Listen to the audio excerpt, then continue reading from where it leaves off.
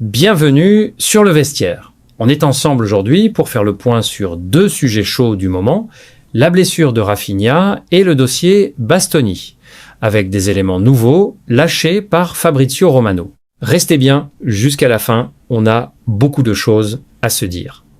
On commence par la mauvaise nouvelle. Raphinha est sorti sur blessure à la mi-temps du match amical Brésil-France, joué aux États-Unis. Diagnostic confirmé, blessure musculaire. Une durée d'absence de 4 à 5 semaines selon les sources, le Barça communique sur 5 semaines.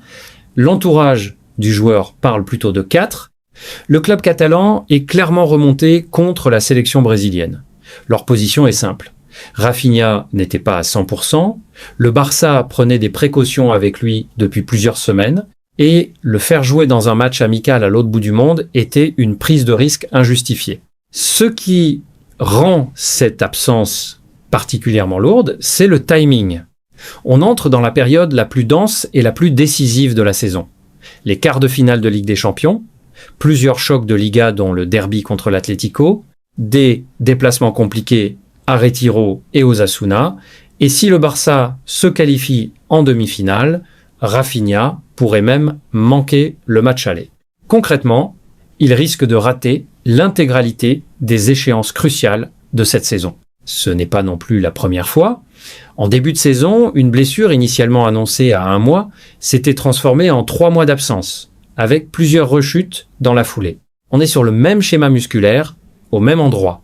Des questions se posent sur la gestion de sa préparation physique, d'autant que Raphinha travaille avec son propre staff, en parallèle de celui du club, une situation qui n'est pas sans créer quelques tensions en interne.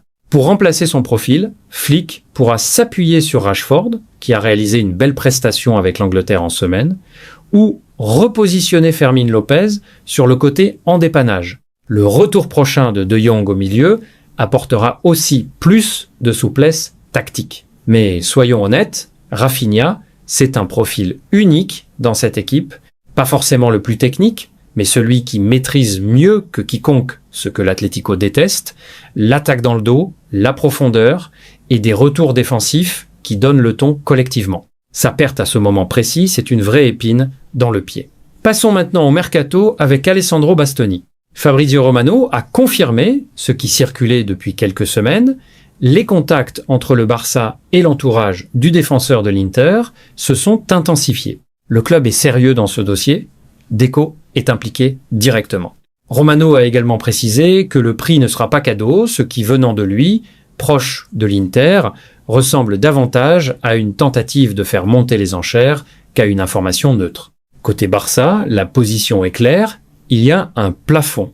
En termes de salaire, le club ne dépassera pas 14 millions bruts annuels, bonus compris. Sur le prix du transfert, le curseur est fixé aux alentours de 65 à 70 millions d'euros. Si l'Inter ne plie pas, le Barça a des alternatives sur la table Vučković, Šenić bien moins onéreuse, mais le joueur prioritaire reste Bastoni. Enfin, sur Gavi, Romano a précisé que le milieu barcelonais ne doit pas entrer dans une négociation avec l'Inter. Le joueur est heureux au club et des discussions pour une prolongation de contrat pourraient s'ouvrir prochainement. Voilà pour cette mise à jour complète. Donnez-moi votre avis en commentaire. Est-ce que la blessure de Raphinha change vraiment la donne pour le sprint final? Et Bastoni, vous y croyez pour cet été?